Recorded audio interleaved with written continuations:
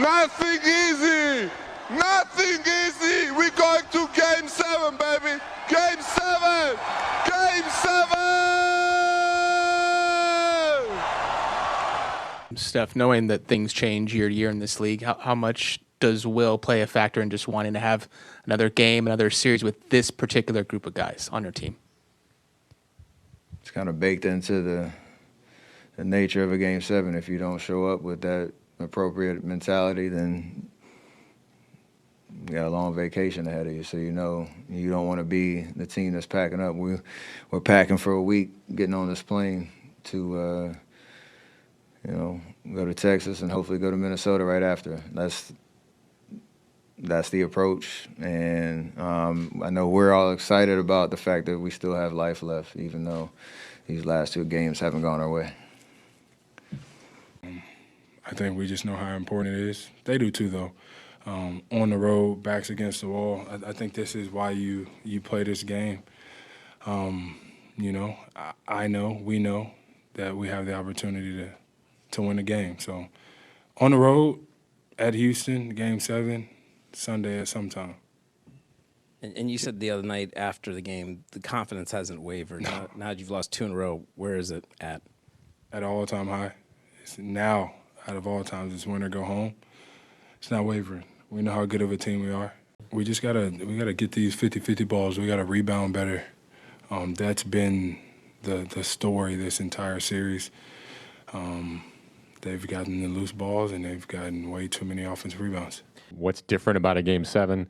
And related question, do you have any specific snapshot memory of Game 7 in Sacramento 2 years ago? No, it's just the nerves and the adrenaline, and you understand the stakes. If you don't play a game, your best game, or you don't figure out a way to win, you're going home.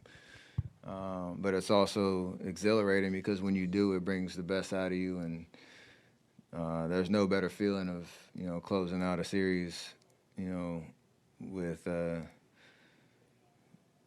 just the whole Game 7 vibe. So there's one tomorrow. We get to watch it. We got one on Sunday. Like, it's what this league's about, and it's a great opportunity to show up when it matters most. And have an opportunity to move on. So you don't really do anything different, but you have to embrace the nerves and the adrenaline of it.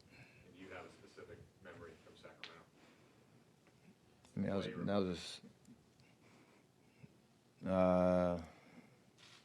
that was just a great game overall. Hopefully I can repeat that. I mean, there were times in this game you could see, you and Pods especially, where you guys looked like you were frustrated with the way things were going. How much of the frustration was based on what you guys were not doing, and how much was it with what they were doing? It's all with what we're not doing, which is fighting to come up with the loose balls when they're out there. It's all what we're not doing.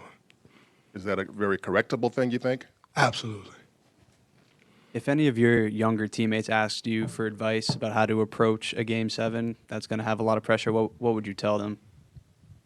I'll tell my younger players that because they got younger players and I don't need them getting my advice.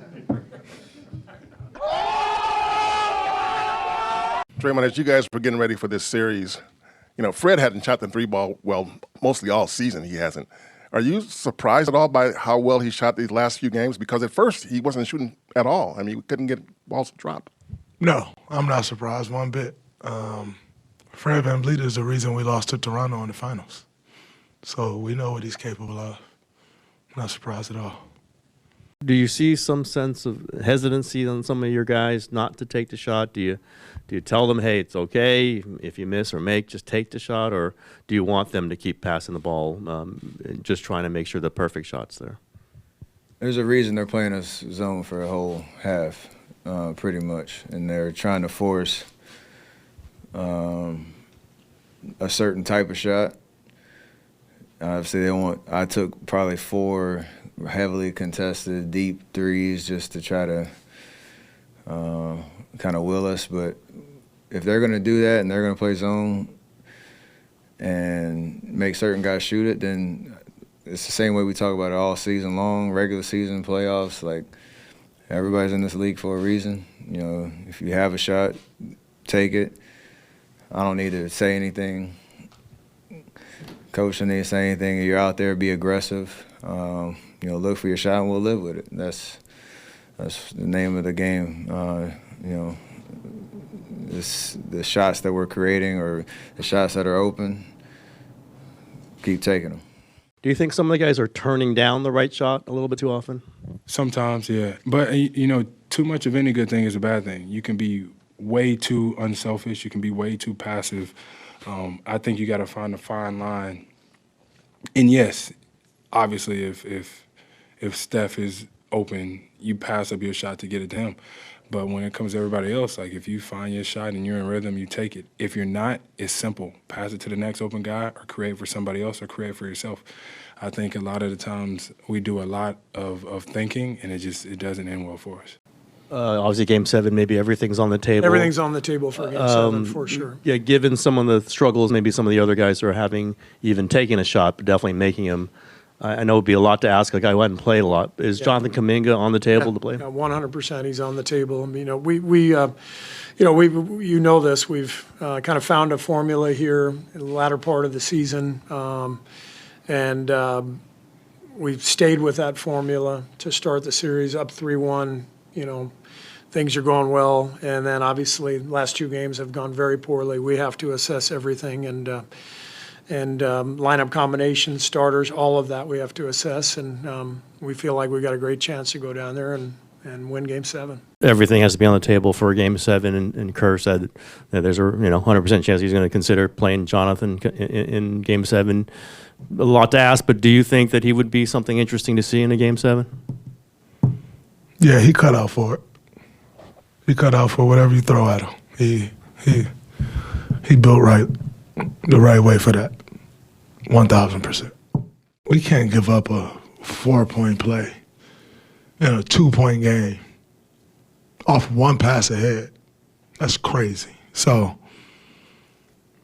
yeah, they're doing a great job defensively, but I thought it was also caused by, kind of just losing the life after that. What, in your, view, what happened on that play? I don't know. I haven't seen a replay of it. I'm not sure. I mean, obviously we didn't get matched up. Fred VanVleet's got 17 threes in 3 games.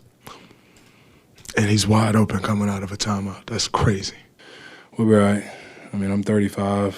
I can't remember how old Steph is. I think Dre 35 too. We'll be all right.